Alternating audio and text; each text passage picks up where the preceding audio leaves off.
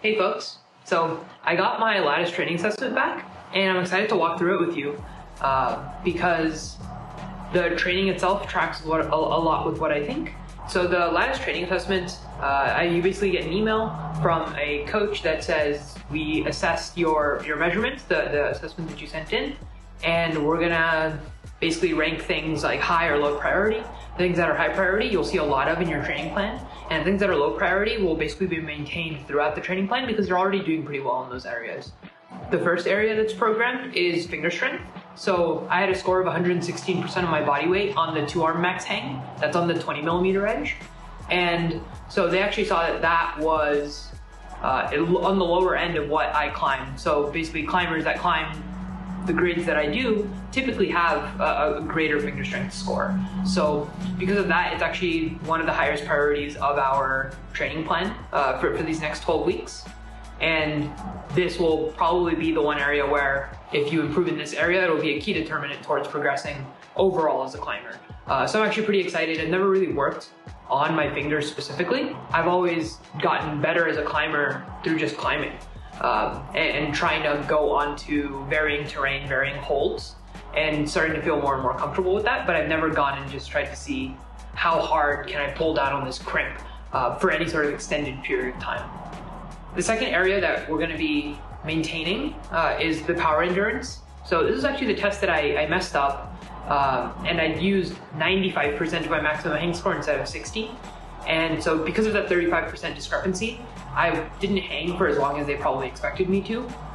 So I think I've seen scores of about 120 to 130 seconds at the 60% hang test. But because I did a 95% hang test on accident, I got only like 55 seconds. But this is actually something that they were able to pull some data out of. And it's actually pretty impressive. Most climbers at a 95% hang test would struggle to hit 35 seconds or so. So this is actually good, even though I didn't have a huge amount of weight on me. It was only like 15 pounds. The fact that you're able to hold 95% of what your maximum hang score was for 55 seconds versus like 30 is actually pretty impressive. So we're just going to be focusing on maintaining the power endurance that I have throughout the 12 weeks, and we're mainly going to be focusing on improving the finger strength, so the all-out power. That leads us into the third area, which is overall just upper body pulling strength. So just think about like if you have a jug, like how hard can you pull on it? And this was exemplified through the pull-up, the weighted pull-up test, where I got a score of 127% body weight. And so for that, that's actually also below average level. And the male gold standard is supposed to be around 150% body weight. So ideally, like what I was pulling on the pull-up bar, I should be pulling about twice that. So this is actually also going to be a high priority throughout the 12 weeks. And it will be gradually done through conditioning sessions. So not so much through the climbing sessions. The climbing sessions will be focused around improving finger strength, and the conditioning sessions, so the non-climbing days, will be focused around improving all around pulling strength. The last area that we tested was hip flexibility. So I got 70 inches heel to heel, and that's a little bit more than my height. So this is actually not going to be a big priority for us throughout these 12 weeks. We're just gonna hope to maintain that. And this at least tracks with what I think of myself when I think of what sort of climber am I. And that is, you know, I try to focus on technique first and power second. As for the plan itself, what I did really like is that they schedule sessions on a week level, so you don't get told this is what you do on this day, this is what you do on this day. It's a little bit more general than that. You're told like these are all the sessions for the entire week, and it's up to you to schedule these sessions for day to day. And I actually appreciate that a lot because there are some days where you just don't feel fresh, or your skin's not feeling good, or you just ate too much last night and you feel really heavy, and that happens all the time. So I'm glad that I can pick and choose the sessions that I want to do on a day-to-day basis based on how I feel that day. So that's actually really good.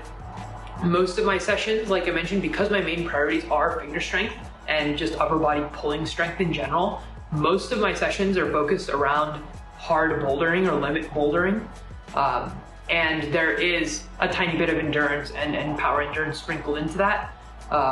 And the reason we're not focusing on power endurance so much, or doing like 4x4s, like that kind of stuff, is because my power endurance actually did measure to be pretty impressive compared to my other measurements. So we're just going to be hoping to maintain that. The best part about the Lattice training plan, in my opinion, is that you can follow along with the exercises in the crimped mobile app. And the cool thing about this is that it starts a timer for you and like pings you when like, oh, it's time to hop on the wall, oh, it's time to rest. And you get to actually see a log of your workouts over time. So I'm hoping to see a progression throughout my workouts as we go.